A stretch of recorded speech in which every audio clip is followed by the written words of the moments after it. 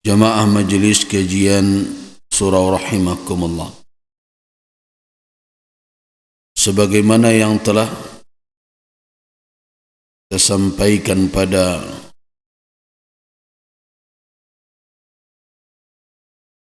pekan yang lalu, setelah kita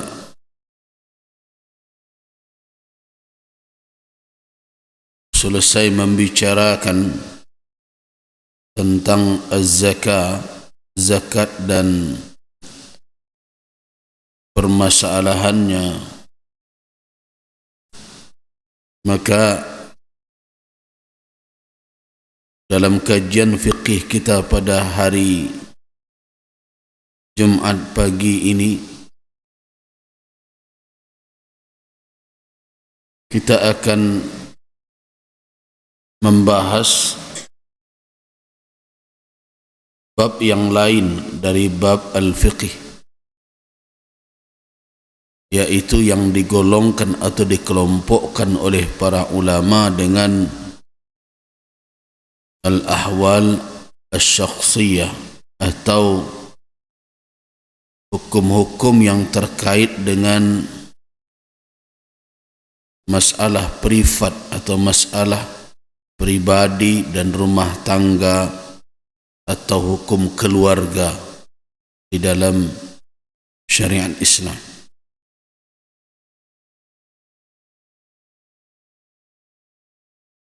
Perkara al-ahwal as-syakhsiyah ini,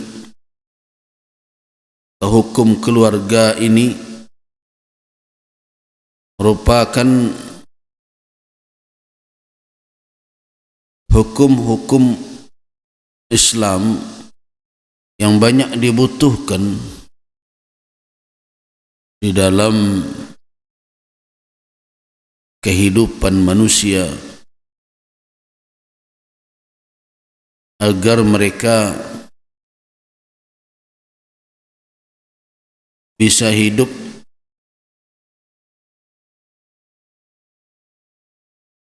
di dalam tuntunan Allah Subhanahu wa ta'ala. Namun sangat disayangkan, banyak dari kaum muslimin yang baru merasa ada kebutuhan terhadap ketentuan-ketentuan syariat dalam urusan berkeluarga dan berumah tangga itu setelah menghadapi berbagai permasalahan. Kelemahan kita hari ini, kalau tidak ada masalah, kalau tidak ada perkara yang menimpa, kita seperti acuh tidak acuh saja dengan tuntunan syariat dalam perkara ini. Bahkan tidak sedikit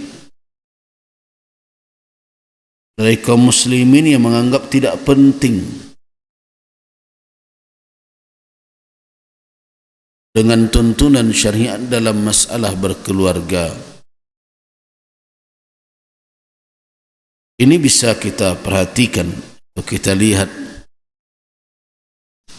di dalam kehidupan kita, mana apabila seseorang akan berhadapan dengan masalah pernikahan, dia tidak tahu entah berapa persen dari persiapan yang dia lakukan itu yang perlu dia cari tahu dahulu bagaimana petunjuk syariatnya, mulai dari memilih pasangan, kemudian bagaimana pertunangan itu mesti dilakukan kalau memang diperlukan, sampai nanti ke perkara akad nikah, walimatul urus, sepertinya yang berjalan di tengah kaum muslimin di negeri ini hanya adalah tradisi semata, sehingga bagi mereka terlalu terbebani kalau sampai melanggar tradisi, tapi tidak masalah melanggar syarak. Ini adalah karakter kehidupan seorang muslim yang sebenarnya jauh dari kepribadian yang islami. Sebab dia tahu bahwa melanggar ketentuan-ketentuan tradisi atau adat istiadat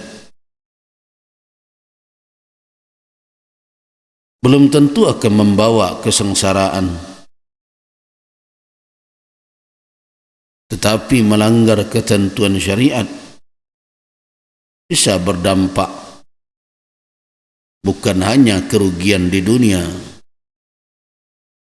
bukan hanya rusaknya pernikahan dan bisa berakibat batal, tapi juga yang paling berbahaya adalah kerugian di akhirat kelak. Nah, inilah yang diabaikan oleh banyak kaum muslimin di negeri kita ini. Karena itu perlu kajian tentang hukum keluarga atau hukum privat, kata orang, yang perlu untuk kita pahami dan kita pelajari, dan tentu tidak bisa kita kaji dan kita bahas dalam sekali dua kali pertemuan. Dengan sabar kita bisa menguasainya, dan tentu untuk kita praktekkan di dalam kehidupan. Ya, maksud yang dipraktekkan itu sejauh yang bisa kita amalkan. Kalau nanti longsong, tak dulu mau menyuruh ulang balik nanti. Tetapi jangan terulang lagi pada anak cucu kita, pada keluarga kita yang lain. Nah, ini penting mempelajari dan memahami apa itu hukum keluarga di dalam Islam. Kalau kita lihat istilah al-ahwal as-shakhsiyah yang sering dipakai oleh orang sekarang ini, itu yang sering disebut dengan hukum keluarga, dan masalah ini kalau di dalam pengadilan, inilah yang menjadi ranah dari pengadilan agama hari ini dikhususkan, yaitu adalah al-masail al-syar'iyyah al-muta'alliqatu bil-usrah. Al-masail al-syar'iyyah itu persoalan-persoalan syar'i yang berkaitan, al-muta'alliqatu bil-usrah, yang berkaitan dengan keluarga. Ahkamil mirasi, seperti hukum kewarisan, zawaj, hukum tentang pernikahan, wa talaq, itu juga terkait dengan talak, dengan perceraian. Nah, untuk berbagai tujuan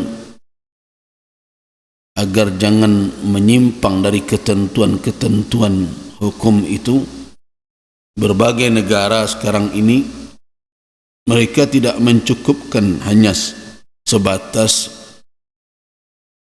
kajian-kajian fikih untuk dipedomani oleh para hakim dalam memutuskan perkara, tapi seluruh negeri merumuskan kanun namanya, perundang-undangan atau aturan-aturan yang ditetapkan oleh pemerintah atau penguasa sebagai pedoman bagi hakim, qadi untuk memutuskan perkara-perkara hukum keluarga ini di pengadilan, sehingga muncullah yang disebut dengan Qanun Al-Ahwal As-Shakhsiyah atau aturan perundang-undangan, berbagai peraturan-peraturan yang akan dijadikan sebagai panduan di dalam menata, mengatur, memutuskan perkara-perkara yang terkait dengan masalah keluarga ini. Nah, dahulu di dalam fikih tidak disebut dengan hukum keluarga, tetapi disebut dengan al-munakahat. Itu sering disebut fikih munakahat atau fikih nikah atau babuz zawaj. Begitu dahulu para ulama membuat bab-bab fikih. Ada fikih al-ibadat, ada fikih ibadah, ada fikih al-muamalat, ada fikih muamalah seperti jual beli dan lain-lain. Kemudian ada fikih an-nikah. Nah, fikih nikah ini masuklah di dalamnya nanti berbicara tentang walimatul urus, tentang baralik berbagai macam, dan juga di dalamnya nanti ada terkait dengan talak juga, rujuk dan sebagainya.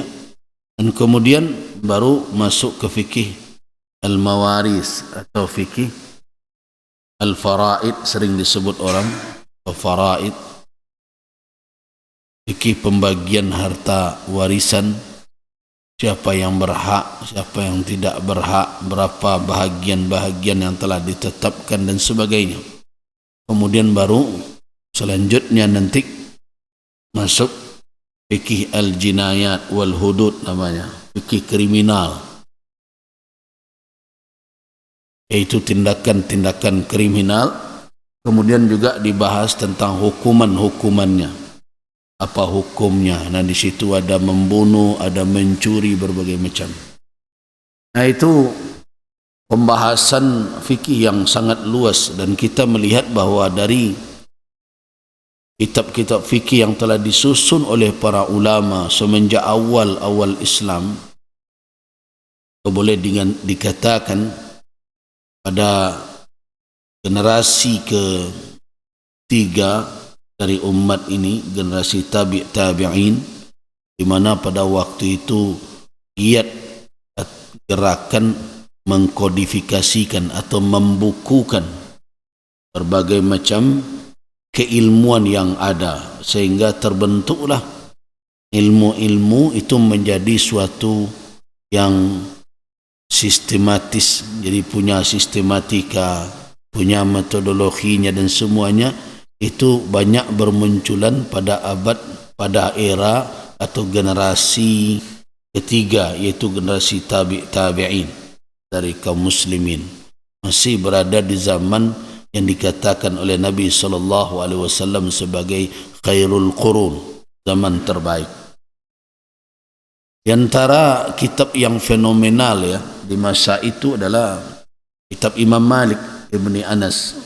Imam Malik Ibni Anas, imam madhab Maliki, mengarang kitab Al-Muwatta namanya, atau sering disebut Muwatta Imam Malik, di mana beliau mengumpulkan hadis-hadis Rasulullah sallallahu alaihi wasallam, tetapi beliau susun hadis-hadis yang beliau kumpulkan itu dalam bab-bab fikih yang sampai hari ini masih diikuti pembagiannya oleh para ulama. Nah, jadi semenjak ilmu mulai dibukukan, sehingga disiplin ilmu itu sudah terbentuk, metodologinya atau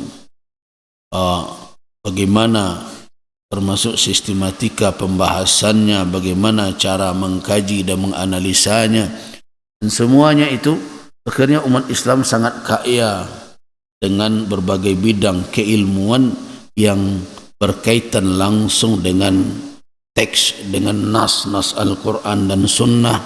Gitu juga ilmu-ilmu lainnya. Kemudian berkembang keilmuan itu dengan banyaknya permasalahan yang muncul, sehingga istilah dahulu ada fikih nikah, kemudian ada fikih talak secara khusus seperti itu. Nah, dihimpun oleh banyak orang, oleh para ilmuwan yang terkait semua ini dengan keluarga, disebut saja dengan istilah fikhul usrah, fikih keluarga, atau fikih al-ahwal as-shakhsiyah, atau fikih privat kata orang, urusan pribadi dan rumah tangga. Nah, itulah yang berkembang itu mengikuti teori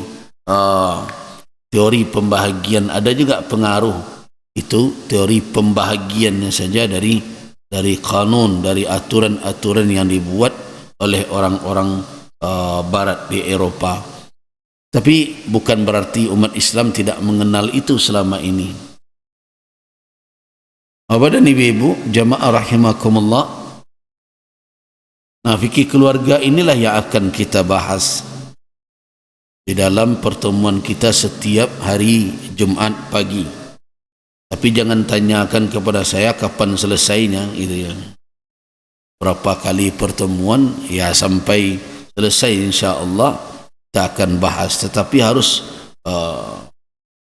ya tidak boleh tergesa-gesa di dalam mengkaji berbagai persoalan, karena banyak masalah-masalah yang muncul, baik masalah-masalah lama yang telah muncul dahulu, dan sekarang kan banyak yang baru-baru yang bermunculan